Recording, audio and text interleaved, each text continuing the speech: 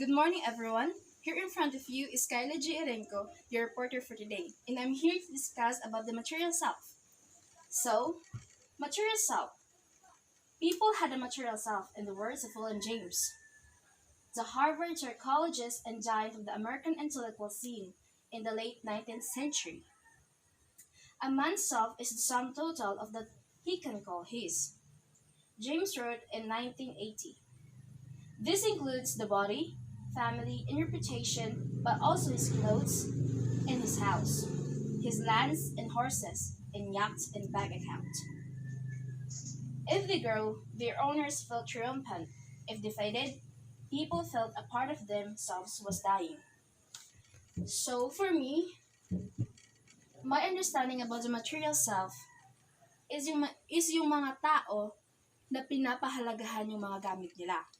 Katulad na ng pagpapahalaga nila sa kapwa nila tao, sa pamilya nila, sa posesyon nila, or sa anumang katangian ng buhay nila. For example, ang ating mga cellphones. Hindi ba napakahalaga na parte nito para sa atin? Dahil lahat ng ating mga informations ay nakalagay sa ating cellphones. So if ever na pag ito ay nawala, or kaya naman ay nasira, parang may part sa atin na sobrang nasasayang tayo. Dahil unang-una, may mga memories na doon or kaya mga informations na tinatangi natin or kaya pinapahalagahan natin. So, if that cellphone got lost or nasira, parang may part po sa atin na parang namatayan tayo or nagluluksa tayo dahil yung cellphone po ay napakahalaga para sa atin, hindi po ba? And then another example of the material self is yung albums, K-pop merchandise. Ang bawat K-pop fans or fandoms have their own albums, so they buy them because dahil po ay mahalaga ito sa kanila or something po. And then, once na masira po yun, hindi ba nanghihinayang tayo? Dahil lahat po yun ay may halaga sa atin. That is part of ourselves. And also our clothes. Hindi po ba? Our clothes symbolizes us. So, it is a part of ourselves na tinatreasure din natin. And also our family, of course. Ang family natin, ang family members natin ay napakahalaga sapagkat yun po sila po ay napakahalaga sa atin sapagkat napaka-close po natin sa kanila or mahal na mahal po natin sila. And then another is also the bank accounts or the things, lands, and many more. That's all. So in this topic, this includes the social and business value. Heyman and Arley surmise that there are two motivations for completing a given task. The first is social. By recognizing a task's social value, a person sees it as a worthy investment of time and part of his or her social duty, and she is usually happy to help out when money is offered as a motivation. However, people start thinking less of the social aspect and more about the business value. So in the social and business value, in my interpretation or in my own understanding, ay ang mga tao dito ay pinapahalagahan nila ang mga bagay o mga gawain kung may involved na money or pera. Dahil most of the, not most, but some of the people are business-minded or mga tao na mas pinaprioritize nila yung income or yung perang mapupunta sa kanila once na may mga ginawa sila. So, habang ginagawa nila yun or they're doing the given task, if there are monies involved, mas nagiging productive sila or mas na gagawa nila ng tama ang mga task na binigay sa kanila. So, let us come to the self-sufficiency in service.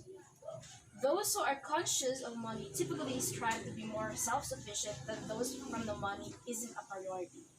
So, dito pa lang ay mapapansin natin ang meaning ng self-sufficiency in service. This also includes money. Ang mga taong mas pinapahalagan or kanina nga sinabi ko, pinaprioritize yung pera, mas nagiging self-sufficient sila kaysa sa mga hindi pinaprioritize yung money or yung pera. So, self-sufficiency and service are more important for those money or to those money lover. Sorry. So let's come to the self-view. The amount of earns could have an effect on how she, both himself and herself, and others. The wealthiest people are those with a deeper sense of class. Essentialism, the idea that difference between classes are based on identity and genetics rather than circumstance. So from the self-view itself, para po sa akin, or on my own understanding, ang self-view po ay yung dalawang klaseng tao na may magkaibang status. Kaya naman po ay yung hindi gaano mayaman at yung mayaman. So, kung mahirap ka po, tapos nagsikat ka, or you prioritize your priorities in life, parang magiging successful ka, or you will gain, or you will be successful in the near future. Tapos maging mayaman ka, di ba?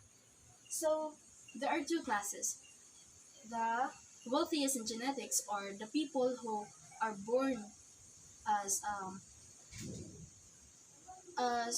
yung mayaman na talaga sila. Tapos yung mga taong nagsikap or prioritize yung mga priority nila at saka sila nag-bloom or yumaman. That is the self-view in my own opinion or in my own understanding. So ethics. Those who perceive themselves to be in a higher class were the most likely to engage in unethical behavior, particularly when a symbol of wealth was introduced, such as cutting off a pedestrian in a luxury car, for example. So, in the ethics, ito po yung mga para po sa akin, or from my own understanding po, ethics, for example, is yung mga taong ang tingin nila ay mas higher sila sa ibang tao, or yung mas nakakataas sila from their things. For example, po, yung mga naka-Android and yung mga naka-iPhone. Those two have the different things or different kind of cell phones. For the iPhone users, once na magkaroon ka ng iPhone, you seems in a higher level than those who use Android phones.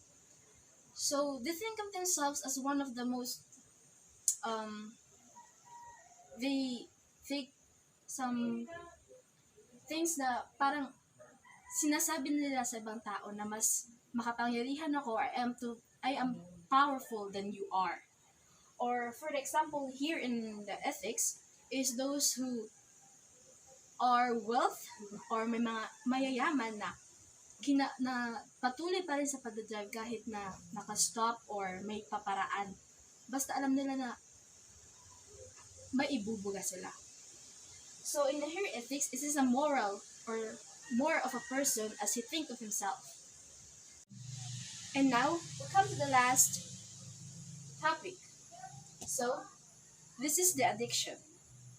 So many addiction begins because a person gets a positive from a certain type of behavior, whether it's a happy feeling that one gets from shopping or the thrills that comes from the gambling. Actively seeking out the behavior again and again can trigger an addiction. So for me, from the word addiction is yung mga taong na-addict na sa mga bagay-bagay. For example, mga shopaholic or yung mga taong mahilig sa shopping na gumagasta or gumagastos ng malaki para lang sa mga shoppings or para lang makabili sila ng kahit na anong makita nila na interesting for them. And another thing is yung mga taong mahilig sa mga bagay-bagay. Like for my example kanina, di ba? So addiction comes from some people got addicted to buying things or some things because sa pamamagitan no, may nararamdaman sila. Parang nasa-satisfied sila.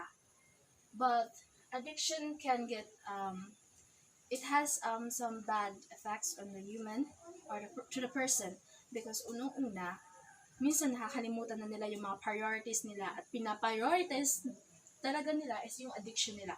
which is for those people na mahilig magsugal.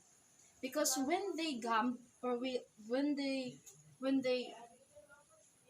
when they do gambling, parang nagkakaroon sila ng thrill, which is di nila nahanap sa ibang bagay. But that cause a lot of problems. That's all. Thank you for listening.